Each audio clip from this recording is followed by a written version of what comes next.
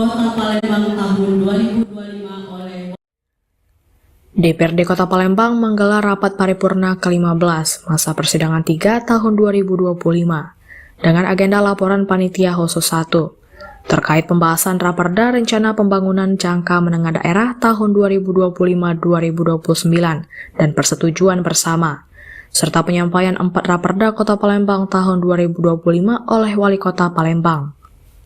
Paripurna kali ini merupakan bentuk konkret sinergi antara pemerintah dengan DPRD Kota Palembang, dan ini juga merupakan komitmen dalam menjawab tantangan pembangunan ke depan, terutama penyesuaian terhadap dinamika kebijakan pemerintah pusat dan juga pemerintah provinsi.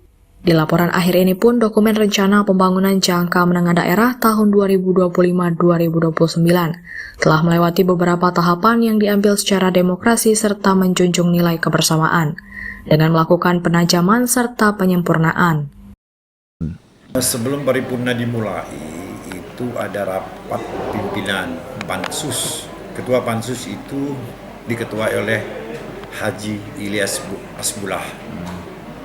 Sekretarisnya Dani dari Gerindra, Pak Ilyas itu dari Partai Demokrat.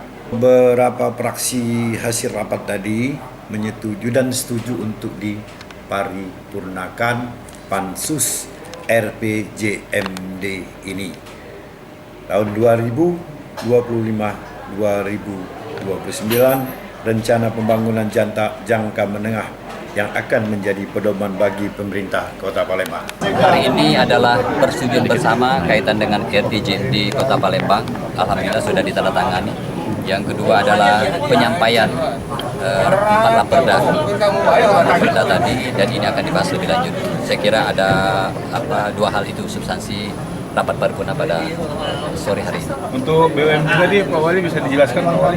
Ya, untuk BUMD kan kita ada perubahan karena kita ada beberapa penyesuaian terhadap regulasi sesuai dengan regulasi diberikan oleh pemerintah pusat. Tinggal penyesuaian dalam bentuk raperda. Terkait 4 Raperda yang terbentuk diharapkan untuk seluruh anggota Dewan menyetujui dan bersama-sama membangun Kota Palembang lebih baik lagi. Dari Palembang, Sumatera Selatan, Erwin Setiawan, iNews melaporkan.